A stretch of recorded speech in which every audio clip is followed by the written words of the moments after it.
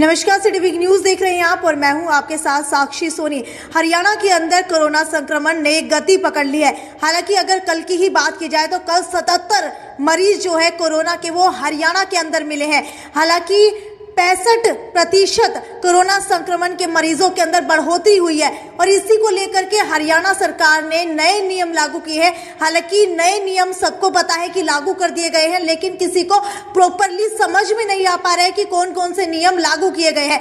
तो सबसे पहले चर्चा कर लेते हैं कि महामारी अलर्ट सुरक्षा अभियान के तहत सरकार की तरफ से क्या कुछ नए नियम लागू किए गए हैं। सबसे पहला नया नियम यह है कि नाइट कर्फ्यू लगा दिया गया है। रात के 11 बजे से सुबह 5 बजे तक कोई भी घर से बाहर नहीं जा सकेगा। दूसरा नया नियम ये लागू किया गया है कि अगर इंडोर यानी कि घर के अंदर या फिर कोई भी बंद प्लेस के अंदर कोई भी फंक्शन या इवेंट होगा तो उसके अंदर 200 लोग इकट्ठे हो सकते हैं और अगर बाहर कोई भी इवेंट होगा तो उसके अंदर 300 लोग इकट्ठे होने की परमिशन मिल सकती है। इसके अलावा अलग अलग नियम और भी लागू किए गए हैं, तो वो आपको बता देती हूँ कि क्या कुछ नए नियम लागू किए गए हैं। जी, विदेश से जो भी यात्री लौट रहे हैं उनको क्वारंटाइन किया जाएगा। उनको जो है अब बिना क्वारंटीन के आगे नहीं जाने दिया जाएगा।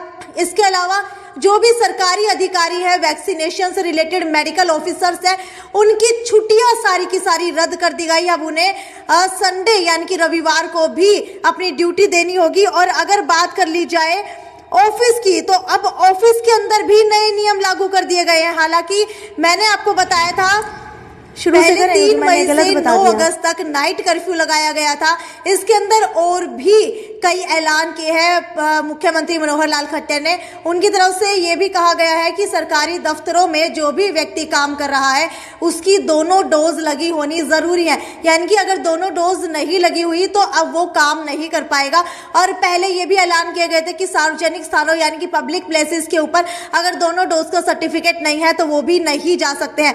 हालांकि अब बात आती है कि ये नए आदेश जो है कब तक लागू रहेंगे, तो आपको बता देती हूँ कि 5 जनवरी तक ये नए आदेश जो है लागू रहेंगे। हालांकि स्वास्थ्य विभाग ने वैक्सीनेशन कार्यक्रम में लगे कर्मचारियों की छुट्टी भी रद्द कर दी है। और अब बात आती है कि अब क्या कुछ इसके अंदर नया होने वाला है। तो आपको बता दूं कि जिस तरीके से कोरोना संक्रमण फैल रहा है उसकी गति को देखते हुए सिर्फ हरियाणा ही नहीं बल्कि बहुत सारे राज्यों ने यानी कि लगभग देश के 17 राज्यों ने पाबंदियां बढ़ा दी हैं और 10 ने तो जो है बहुत ज्यादा सख्त पाबंदी लगा दी है।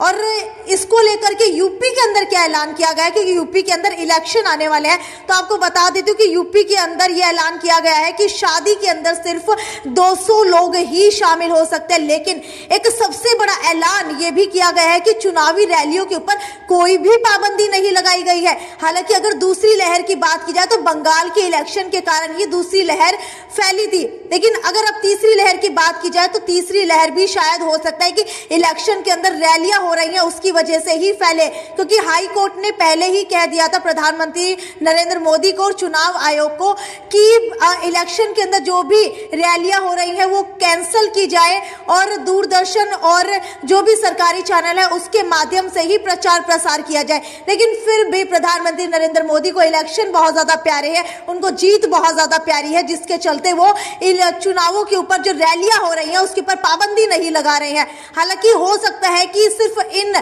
चुनावों की वजह से ही तीसरी लहर दस्तक दे दे भारत के अंदर। लेकिन अब कुछ लोगों के सवाल आ रहे हैं, वो आपको लगातार पढ़ के सुना देती क्योंकि लोगों के अंदर कंफ्यूजन बहुत है। सबसे पहला सवाल ये आ रहा है कि अगर कोई भी इस नियम का उल्लंघन करता है तो उसके लिए क्या दंड संहिता रहेगी। तो आपको बता देती हूँ कि डिजास्टर मैनेजमेंट एक्ट और धारा 178 के तहत उसको 6 साल तक की सजा हो सकती है और 1000 रुपए जुर्माना भी लगाया जाएगा।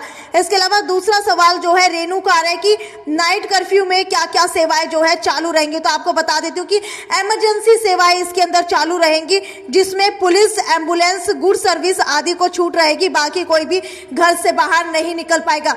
दूसरा सवाल जो है शुभम का आ रहा है कि मैं किसी फैक्ट्री में काम करता हूं तो क्या मैं रात को 11 से सुबह 5 बजे के बीच में जा सकता हूं। तो आपको बता दूं, जी हां, आप जा सकते हैं अपने काम को लेकर के, लेकिन कंपनी की तरफ से आपके पास एक कार्ड बना हुआ होना चाहिए और कार्ड जो है जिला प्रशासन की तरफ से इशू होना चाहिए, जिससे पहले हुआ करता था कि पास बनवाना पड़ता था, वैसे ही पास बनवाना जरूरी हो गया है। और अगर आपके पास पास नहीं है तो आपको कोई भी नहीं जाने देगा। इसके अलावा मीनू का अगला सवाल आ रहा है कि मुझे रात को दूसरे शहर में जाना है तो क्या मैं जा सकती हूँ? तो आपको बता दूं, जी हाँ, आप बिल्कुल जा सकती हैं। यदि आपको ज्यादा जरूरी काम है तो ही आप जा सकती है। इसके लिए भी आपको डीसी से पास बनवा करके परमिशन लेनी होगी। खैर, अब देखने वाली बात यह है कि क्या कुछ नया अब आगे आने वाले दिनों के अंदर गाइडलाइंस जारी रहने वाली है। लेकिन ये भी आपको बता दूं कि लगभग जो है 67% मरीज बढ़ चुके हैं। नाइट कर्फ्यू लग चुका है रात को 11 बजे से सुबह 5 बजे तक। और इसको देखते हुए नाइट कर्फ्यू जो है लॉकडाउन का पहला स्टेप होता है। लोगों को अवेयर करने के लिए नाइट कर्फ्यू लगाया जाता है।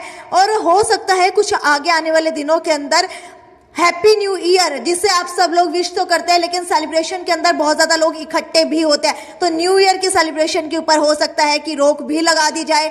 और ये भी हो सकता है कि लगभग जनवरी के पहले या दूसरे हफ्ते के अंदर लॉकडाउन की स्थिति भी उत्पन्न हो जाए, अगर पाबंदियां ठीक तरीके से लागू नहीं रही। अगली खबर की ओर बढ़ते हुए आपको ये बता देती हूँ कि 2 दिन पहले आपने देखा था कि पंजाब के लुधियाना के कोर्ट परिसर के अंदर एक बहुत बड़ा बम धमाका हुआ था।